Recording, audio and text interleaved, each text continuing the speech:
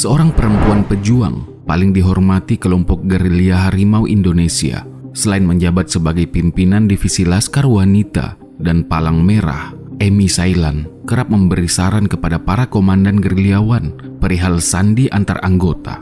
Ia menentukan penggunaan sandi untuk mengenali satu dengan yang lain dengan cara memegang rambut. Tulis Malwi mengenang sang kakak dalam buku dari Revolusi 45 sampai Kudeta 66. Kesaksian Wakil Komandan Cakrabirawa, Visi Media 2008. Kisah perempuan-perempuan pejuang yang menghiasi sejarah perjuangan nasional. Nama-nama yang masyhur antara lain Cuk Nyadin dari Aceh serta Marta Kristina Tiahahu dari Maluku. Sementara di Sulawesi Selatan ada Ifatimah Daeng Takontu serta tentu saja Emy Sailan. Berikut kisah perjuangan Emy Sailan. Emy Sailan lahir dengan nama Salma Suhartini Sailan di Desa Malangke, Luwu, Sulawesi Selatan pada 15 Oktober 1924. Sang ayah bernama Amin Sailan, seorang pegawai pamong praja yang juga menjabat sebagai penasihat organisasi Pergerakan Pemuda Nasional Indonesia Makassar. Amin Sailan juga menjadi tokoh pendidikan di Makassar karena ikut mendirikan taman siswa. Sang ibu, Sukamti, adalah seorang wanita berdarah Jawa Madura. Anak sulung dari 7 bersaudara itu menghabiskan bangku sekolah di Makassar, termasuk menjadi siswa di Chugaku atau sekolah setingkat SMA pada masa pendudukan Jepang. Agus Salim dalam Prasejarah Kemerdekaan di Sulawesi Selatan, The Publish 2017 menulis bahwa Emy sempat praktek sebagai perawat di Rumah Sakit Stella Maris sebelum lulus Chugaku. Emy pun sempat terpilih menjadi perawat yang diberangkatkan ke Jepang untuk mendalami ilmu paramedis. Namun, niat tersebut buyar. Sepasang bom atom memaksa Kaisar Hirohito mendeklarasikan menyerahnya militer Dai Nippon, mengakhiri kecamuk Perang Pasifik yang sudah berkobar sejak 1941. Saat pihak sekutu mengambil alih administrasi pemerintahan wilayah pendudukan Jepang di Indonesia, Emy masih bekerja sebagai perawat. Ia turut mendengar kabar proklamasi kemerdekaan dan pengangkatan Samratulangi sebagai gubernur Sulawesi. Ia pula yang bereaksi sangat keras saat tahu Belanda hendak merecoki kemerdekaan Indonesia. Emy sepakat dengan para pemuda di Makassar saat itu. Republik yang baru berdiri tak ingin terjerumus ke dalam kolonialisme sekali lagi. Saat Samratulangi ditangkap oleh Belanda pada 5 April 1946, Emy bersama rekan-rekan perawat mengorganisir aksi mogok mengecam tindakan tersebut. Kegiatan revolusioner Emy tak berhenti sampai di situ. Ia kerap menyelundupkan obat-obatan dan peralatan medis ke daerah-daerah basis pejuang. Atas segala aktivitas oposannya, reputasi Emy di kalangan intelijen dan tentara Belanda tak lagi hanya sekedar perawat biasa. Ia menjadi onrusstoker atau si pembuat onar. Namanya masuk dalam daftar buronan paling dicari. Serdadu Belanda bahkan sempat mendatangi rumah keluarganya. Sadar bahwa aktivitasnya mulai diawasi, Emy memutuskan ikut berjuang dengan gerilyawan.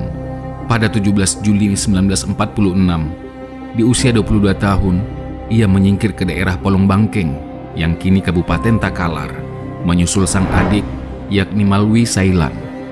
Singkat cerita, para gerilyawan dikumpulkan dalam satu wadah. Emy bergabung dengan kelompok Laskar Harimau Indonesia dengan wakil pimpinan tak lain yakni si harimau dari Malalayang, Robert Walter Bote Mongensidi. Profesinya sebagai perawat membuat Emy punya jabatan ganda sebagai komandan Laskar Wanita dan Palang Merah. Kehadirannya, terutama sebagai pimpinan Palang Merah, sangat diperlukan untuk menyertai gerakan operasi. Tulis Malwi yang dalam Kelaskaran Harimau Indonesia menjabat sebagai kepala staf.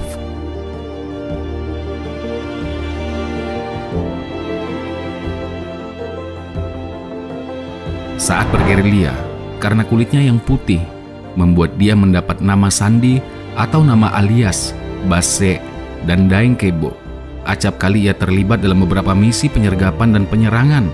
Tak jarang, ia yang diserahi tugas sebagai pemimpin. Emi Sailan atau Daeng Kebo dikenal sebagai salah satu buronan yang paling dicari oleh tentara Belanda.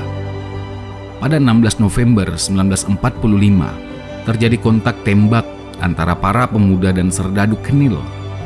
Emi dan Walter berada di lantai 2 sebuah rumah dan terkepung.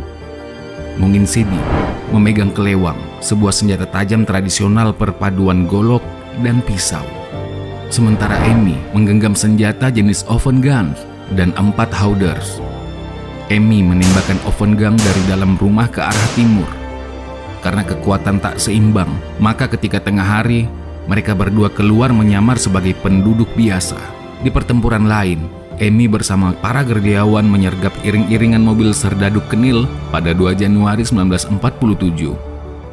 Ia menjadi satu-satunya perempuan yang terlibat dalam misi tersebut. Kontak tembak berlangsung sangat sengit sebelum Laskar memutuskan untuk mundur pada 4 Januari 1947. Kisah gerilya Daeng Kebo berakhir pada Januari 1947. Menurut sejarawan Sinan Sari Ecip, dalam jejak kaki Walter Monginsidi yang diterbitkan oleh Sinar Harapan 1981, saat itu markas gerilyawan di Kasik-Kasik diserang oleh ratusan serdadu Kenil atau Nika plus kendaraan lapis baja. Serangan yang dimulai pada pukul 10 pagi tersebut hanya berhasil ditahan selama beberapa jam. Menginjak siang, Walter Monginsidi yang memantau pertempuran dari jauh memerintahkan para pejuang untuk mundur. Saat satu persatu anggota menyingkir, Emi masih memuntahkan peluru bersama 40 serdadu. Perintah Walter Monginsidi sendiri sudah diterimanya. Namun, usaha bertahan sedikit lebih lama ternyata membahayakan nyawa Emi Sailan sendiri. Perundungan senjata dari tentara Belanda membuat regu Emi kian terdesak. Seluruh rekannya telah tumbang dan tertembak. Melihat situasi sudah tak menguntungkan, Emi dengan segala sisa tenaga melempar granat ke arah pasukan yang sudah mendekati posisinya. Namun naas, ledakan granat itu pun turut merenggut nyawanya.